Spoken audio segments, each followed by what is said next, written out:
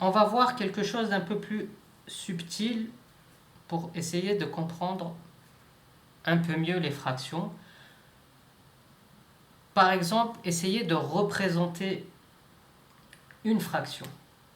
Si, dans un énoncé, on vous demande de représenter 1/5 de fraction. Donc, il faut bien visualiser dans notre tête le numérateur et le dénominateur. Et je vous ai toujours dit de commencer par le dénominateur. C'est très important. Donc, je vais faire une unité, peu importe. Ça peut être une pizza, ça peut être un cercle, peu importe. Un carré, un rectangle. Moi, je vais prendre un rectangle. Donc, je commence par le dénominateur. Le dénominateur, c'est en combien de parts je vais partager l'unité. Là, j'ai une unité, j'ai un rectangle. Donc, j'ai une unité. En combien de parts je l'ai partagée? En combien de parts égales? Il faut qu'elle soit égale, ces parts. Je l'ai partagée. Eh bien, je l'ai partagée, cette unité, en 5 parts égales. 1, 2, 3, 4 et 5. Là, j'ai bien 5 parts égales. Donc, mon unité, je l'ai partagée en 5 parts égales.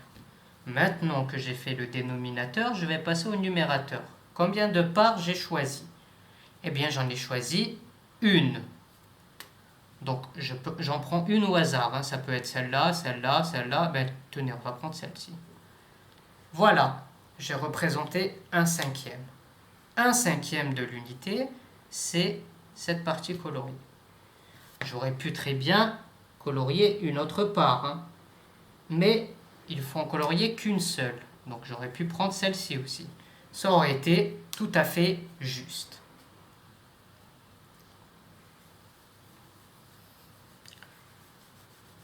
On va en refaire un.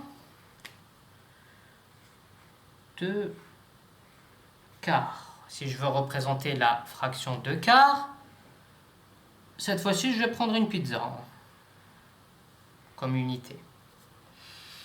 Et donc, on commence par le dénominateur. En combien de parts égales je vais partager l'unité? Je la partage en 4. Donc, je vais faire 4 parts égales. 1, 2, 3, 4. Bon, elles ne sont pas trop égales parce que je fais à main levée, mais il faut qu'elles soient égales, ces parts. Et maintenant, je m'intéresse au numérateur. J'en ai pris combien? J'en ai pris 2. Donc, je peux prendre celle-là et celle-là. Ou alors celle-là et celle-là. Mais il en faut 2, forcément. Et voilà, j'ai représenté la fraction 2 quarts. Ce n'est pas plus compliqué. Maintenant, on va voir qu'il y a d'autres petites spécificités. Si par exemple je demande de représenter la fraction 3 tiers, là on voit que le numérateur et le dénominateur sont identiques. On a 3 en haut et 3 en bas. On va voir à quoi cela correspond. Je fais mon dessin. Cette fois-ci, je vais faire un rectangle, un petit rectangle. Donc, dénominateur, je partage l'unité, donc mon rectangle. Là, c'est un rectangle. Je le partage en 3 parts égales. J'ai une part égale, 2 et 3. J'ai 3 parts égales, c'est parfait. Maintenant, je m'intéresse au numérateur. J'en ai pris combien de parts? J'en ai pris 3. 1, 2, 3. Ah, c'est assez subtil. On a pris toutes les parts sur les parts partagées. Donc, finalement, 3 tiers, ça revient à dire que c'est égal à 1. Parce qu'on a partagé 1 en 3 et on a pris 3 parts. Donc, quand vous aurez au numérateur et au dénominateur le même nombre, cela équivaudra, pardon, je dis des bêtises, cela sera égal à 1. C'est quelque chose qu'il faut retenir. Donc, à chaque fois que vous verrez le même nombre en haut et en bas, donc au numérateur et au dénominateur, vous saurez que finalement c'est égal à 1. C'est la même chose que 1. Parce qu'on a partagé l'unité en 5 parts et on a pris 5 parts. C'est comme si on avait partagé une pizza en 5 parts et on avait pris les 5 parts de la pizza. Donc on a pris une pizza en entier. On a pris une unité en entier. Donc, pareil, hein, si je mets 103, 103e, ben je sais que ça va être égal à 1.